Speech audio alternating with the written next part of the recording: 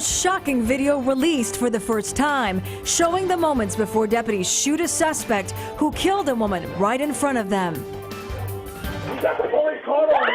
I didn't do Lock the door! Hey, when they come, I'm going. You hear the chaos. It is hard to watch. New home security video showing the moments leading up to deputies shooting and killing a suspect just seconds after he killed his girlfriend.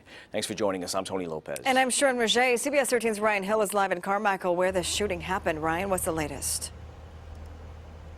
Yeah, that's right. We spoke with former Sacramento County Sheriff John McGinnis about what and how these deputies responded in this situation. The former sheriff says that factors like responding to a scene and recognizing the threat of this man having the gun could have helped them making this split-second decision. He says that the deputies reacted quickly.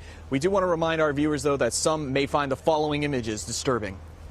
It just shows split-second reality. It shows, I think, in most graphic terms, the reality of what a violent encounter can be. The lens of a Ring doorbell captures the moments leading up to and during a terrifying and horrific shooting. The moments that a man decides to shoot and kill his girlfriend before police shoot and kill him.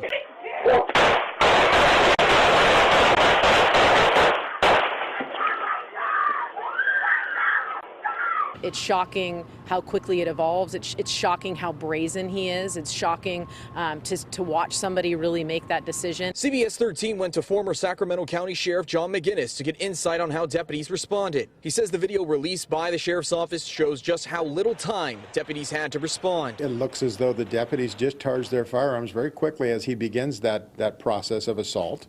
It looks as though he's struck by gunfire, perhaps even mortally wounded at the time he took her life. The former sheriff says there are a lot of factors that go into how deputies make such split-second decisions, including when they arrive on scene and recognizing the threat. But he questions if the hot-button issue of when to use deadly force played a factor in this shooting. Recent legislation called for that, to actually minimize the likelihood of deadly force being used. This case, I think, serves to illustrate a part of the folly associated with that kind of a law. Both McGinnis and the sheriff's office say this shooting is something that's sure to weigh heavy on the deputies. They saw in real life an innocent life taken, and they were put in a position where they had to take another life in order to minimize further destruction. We can all have some empathy or some understanding as a human being what that would be like to be involved in a situation where you watch someone get executed in front of you.